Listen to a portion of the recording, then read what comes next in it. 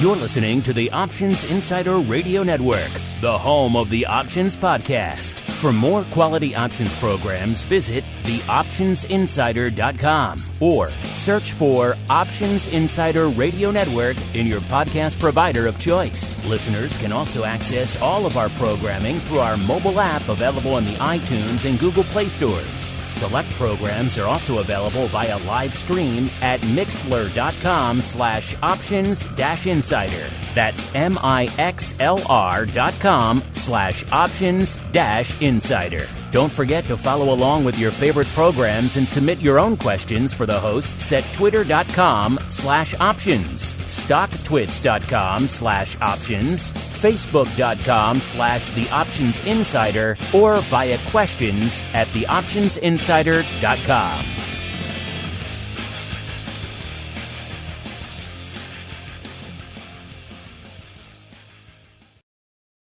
Welcome to the Options Playbook, the program where we break down cutting-edge option strategies and explain how you can incorporate them into your own portfolio. Whether you're looking to grow your capital with some offensive maneuvers or protect your investments with defensive plays, you can find them all in the Options Playbook.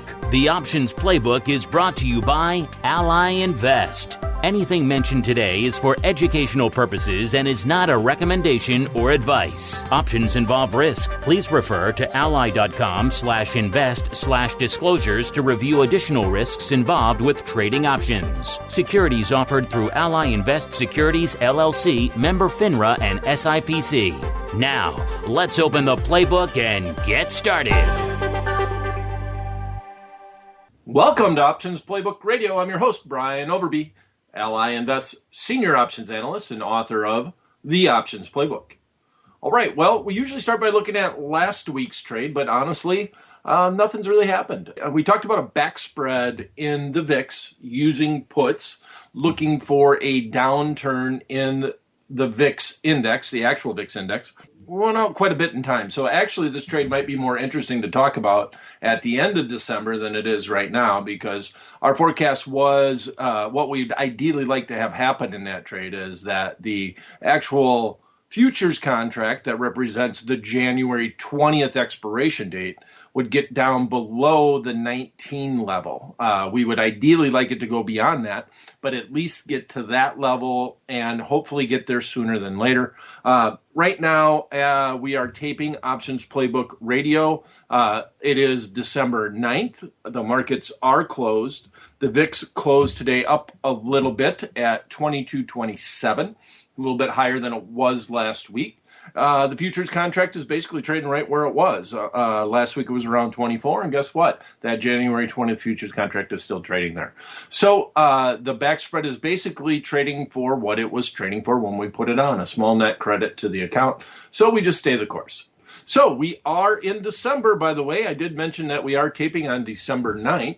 So we're getting to the end of the year. A lot of times when we're getting to the end of the year, one of the sessions I like to talk about, which I don't talk about too often, only because it's a fairly boring strategy to talk about, but I always like to think about selling some calls on some stocks I might want to get rid of before the end of the year. I might want to get rid of them because I want to sell them because I have a loss and I need that benefit for my taxes because I've been so quote unquote profitable, I say with a smile on my face this year, or I might want to sell stocks just in general that are up because I don't mind taking that tax benefit this year. So how can I do that? I just might pick a couple of my stocks, whichever my goals are, and look at selling some calls. So look at bringing some premium in.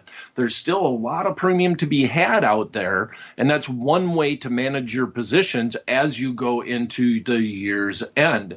Now, it is the 9th. We have 3 weeks. In 3 weeks' time, it would be the 30th, right? The day before New Year's Day Eve. And so that still gives you plenty of time, especially with vols the way they are in the marketplace and what's going on overall.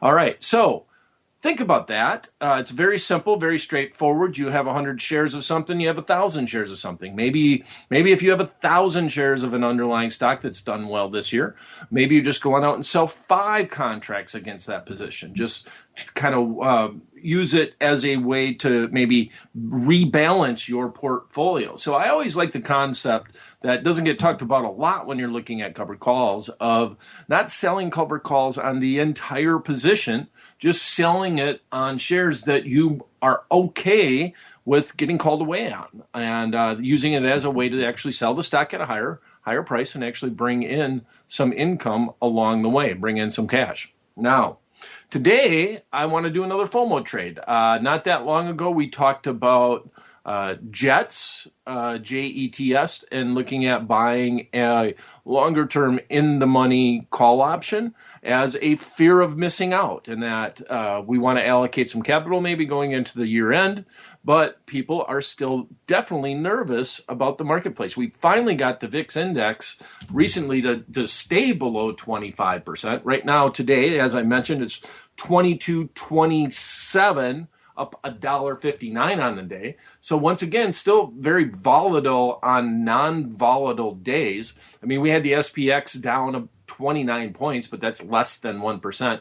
Not really a huge move. The Dow barely moved at all. It was only about 1/3 of a percent that moved overall. The Nasdaq did come down a little bit more than most. That Nasdaq index is down almost 2%. But we're having a lot of divergence between the actual indexes. And one that's kind of odd is the Russell 2000. The Russell 2000 recently has been leading the way in this marketplace. So when we see the Russell today, it was down $1.40 on the day, maybe just a smidge over 1% just in general. So, but overall, that index has been leading the way. So talk about mixed messages in that. People are usually trepidatious to be in the small caps, which the Russell follows, when there are concerns about recessions. Everything that the coronavirus is driving on a high unemployment overall. But then we turn around, we look at the VIX index, and the VIX index is stubbornly staying above that 20 level. So a little bit of mixed messages there. You would expect hitting all-time highs in the SPX and the NDX. And a lot of these index, the IWM, that's the Russell 2000 ETF, hitting new highs in all of these. You would think that you would see the VIX actually just kind of start to come in and go back towards its mean. All right. So how can we combat this? If we are nervous, which the marketplace is telling us that we are by the levels of the VIX, once again, then how can we allocate capital and feel fairly comfortable about doing it? How can we manage risk?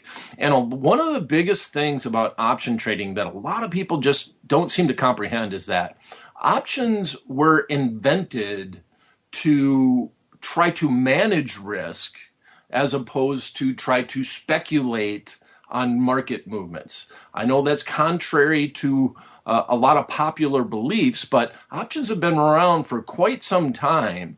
And where they really started getting interesting was as a need for farmers to protect their crops and fixate prices that they can sell their crop for, i.e. the futures marketplace. Then there's options on it that allow you to fixate a price on the downside, fixate a price on the upside. But even call options a lot of times can be used as a way to protect yourself. And we've talked about a couple of those recently, like as I mentioned, JETS is one of them that we looked at. I also think by looking at the chart, we were talking about Boeing on the Ally Invest midday market call, which is part of the Ally Invest educational platform.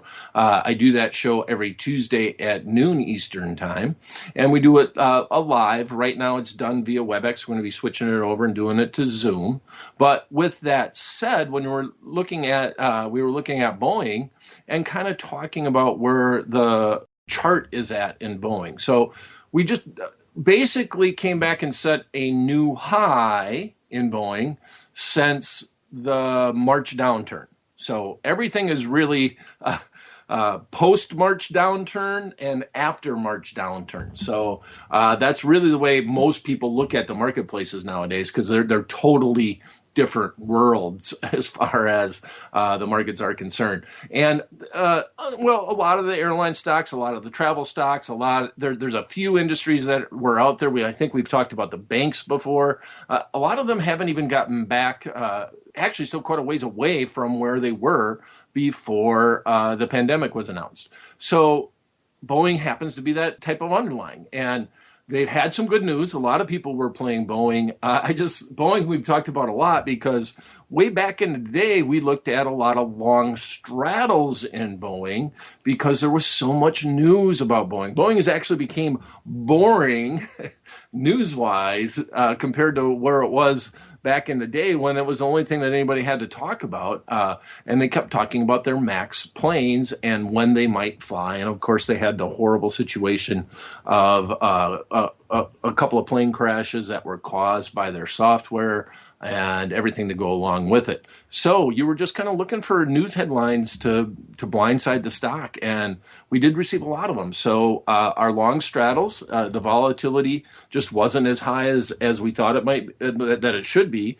And when you get major news events, that stock would really make wild swings. Now we're kind of back to a situation where we have a little bit higher implied volatility in the marketplaces overall. We have Boeing actually announcing that their planes are flying. American Airlines is actually using a MAX plane on a daily route, and they've received some orders for some new MAX planes. So the stock has actually made an upturn. As of today, when we look at Boeing, it is currently trading at $231.80. It was down $4.77, or about 2% on the day. Now, that's a very interesting level overall, and it'll be interesting as far as the chart is concerned. Boeing seems to try to be deciding, do I want to go up or do I want to go down? Now, Boeing, before the pandemic, was way up over $400. The books have definitely changed on it, and a lot of their clients are struggling with bankruptcy at this point in time, but economy's kind of getting back on their feet. If you want to participate in an underlying like this, it's usually a little bit too late after all of the stimulus and bailout and the companies get back on their feet. You want to think about getting into a position prior to all that news and prior to that information, but there's still a lot of risk. So how can we do it? Well, if we're looking at just buying in the money option contracts, if we look at the option chain to try to get us out basically for the next couple of months, see what happens we already have vaccines that are going into people's arms across the pond over in Europe. And we're going to have a lot of news. It's going to hit this marketplace over the next couple of months, and we'll see what will happen. And because of that, we might want to think about just in general using options to manage the risk on the downside, but still allow us to participate on the upside. And one of the ways that we can do it is we buy in the money longer term options. So if we do that at this point in time and we go out a little bit further in time, so in this instance, we're going to go out to the June expiration date. That June date is 191 days away. A lot of times we like to go down and look at a deeper in the money option contract. In other words, we'd look at an 80 delta or so, but these are fairly expensive options. But if you think about it, Boeing is a $231 stock. So you're talking about $23,100 to buy 100 shares of it. So we want to look at something where we can manage our risk, and we can do this for a okay loss point, if you will. So in this instance, if we buy the 72 delta with that expiration, that option contract is trading right around $51. The ask price is $51.80. Let's just call it $51.50. Say you could fill somewhere in the midpoint. As always, when you're trading deeper in the money option contracts, one of the problems is that they're definitely not as liquid as the underlying stock. There is a lot of open interest on this contract, and in general, there's just a lot of interest in Boeing overall. So you got decent option volumes, decent open interest. But if I do that and I look at this trade, well, now if I do get that at the midpoint, which would be 51.50, that would be $5,150. Quite a bit less than paying that $23,180. Now it's still it's approximately 22% of the stock price, so that is my risk, and 22% is a big number, but we are still playing some volatility here. So these option contracts going that far out in time are trading at about a 51% implied volatility. So there is still some juice in this, and because of that, we'll think about actually doing what we were mentioning earlier. Just look at selling a call against that position. And if we do that, there's going to be some premium in the shorter term option contracts, and that would actually be called a fig leaf inside the options playbook, or also known in more venues as a leveraged covered call, and that you're buying something that acts like the stock, but you don't own the stock. So the term fig leaf came from the fact that you're kind of covered. You have something, you are buying a deep into money option, and you got a high delta, you got something that acts a lot like the stock, but you don't own the stock. So if you're selling the shorter term options against it, you want to make sure you don't get assigned on them. You want to manage that position. There's a lot more that's involved with a fig leaf than just buying the stock outright and selling a call against it. Okay, so the official paper trade, and as always, is not meant to be a recommendation, but we've been talking a lot about just finding areas where there's been some weakness and how can I participate in those areas. Maybe it's an underlying stock, maybe it's a specific sector like jets, and you're just using the option contracts on those ETFs that track those sectors. It's another way to look at it. But in this instance, one of the big things about looking at a Boeing trade is understanding that option pricing, and that if I put this trade on, Boeing's at 231.80, and by buying the 200 strike, it makes it easy to talk about. The math is simple, right? If we think that underlying stock is going to go up in price, we have a little delta to help us out. If it goes up 1 point, delta says that our $5,150 option contract, if we buy one of them, should go up about $72 or about 72 cents. That's what the delta is telling us. Now, one thing that I do also like to look at, especially when I'm talking about buying leap options as an alternative to the stock, is, well, what if the stock came down to the strike? Where would this underlying be trading at? And what's nice is if the underlying stock does go up in price, we will get longer Boeing. In other words, our delta will increase, and you can think of that as you are actually getting more. It represents more of the stock. Eventually, if the delta gets to 1, it's basically moving 1-to-1 like the stock. Now, you do have an expiration date, and that's always kind of a bummer in the options world, but we are 191 days out to that June expiration. But if I were to do this trade, I really would just want to talk about the management of the risk and try to give you realistic expectations. Now, we said overall that we're paying about 22% of that stock price as opposed to buying 100 shares of that underlying stock. But I don't want to risk that 22%. I'm hoping that if we did get this breakout recently, that breakout continues, that it doesn't come back and test where the resistance now becomes support, and that it bounces off that support line and it continues on up.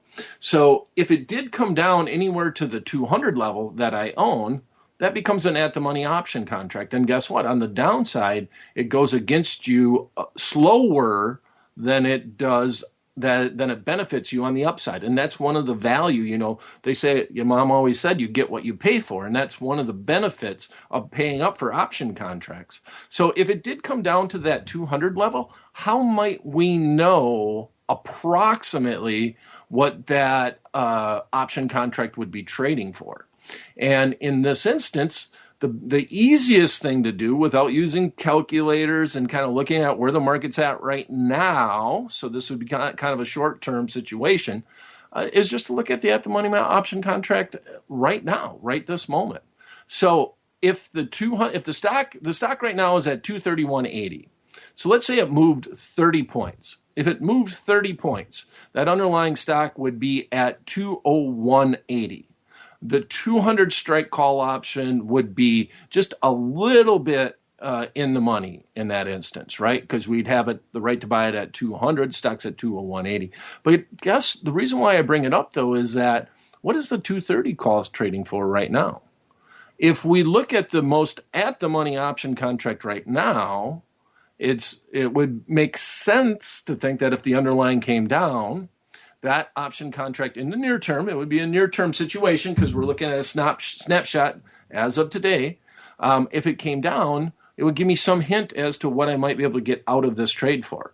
And right now, that 230 strike call is trading right around $36. So if I put on this trade, I do have a total risk of, we called it 5150, so $5,150. But if the market were to go down 30 points tomorrow, if that were to happen, I would just look at getting out of the trade. And hopefully we could get out at around that $36 level. Now, as expiration approaches, as weeks go by, that number will change. The market conditions will change. Implied volatility can happen, those type of things. But it just gives you an idea of what your true risk is on this trade. So we would hope that we would put it on. The market would go up. As the market goes up, we get more delta. We get more stock price representation.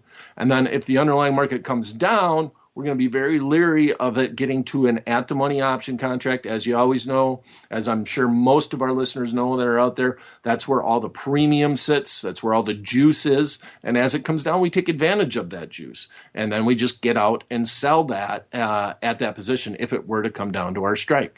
Fear of missing out, we're doing this. We're only allocating about 20% of the capital as opposed to buying 100 shares of stock. We're going to go out 191 days. We're going to go out to that June expiration date. So we're going to have a lot of news that happens over this summer and with everything that's going on in the world, and we'll see. But in general, let me know what you think about buying in the money option contracts as a substitute for buying that stock and using it more as a risk management tool as opposed to thinking of it as a speculation tool. That also means that if I was planning on buying 100 shares of Boeing, right, I would really just be buying one option contract. I'm not going to take the savings and go out and buy 4 or 5 of these things, because then I'm using it as speculation as opposed to using it to try to help manage my risk. All right, that's going to be it for this episode of Options Playbook Radio. If you have any questions, please email them to me at theoptionsguy@invest.ally.com. And I've been tweeting a lot more, so please follow me at Twitter. You can find out about all my educational events. Usually I put a link to each and every one that we do on all the different platforms. You can find me very easily. It's just at Brian Overby. And that'll be it for the show. Thanks for listening. We'll be back at the same time, same place next week. Until then, may all the options you bought finish in the money, and all the ones you sold finish out. The Options Playbook is brought to you by Ally Invest. Anything mentioned today is for educational purposes and is not a recommendation or advice. Options involve risk. Please refer to ally.com/invest/disclosures to review additional risks involved with trading options. Securities offered through Ally Invest Securities, LLC, member FINRA and SIPC.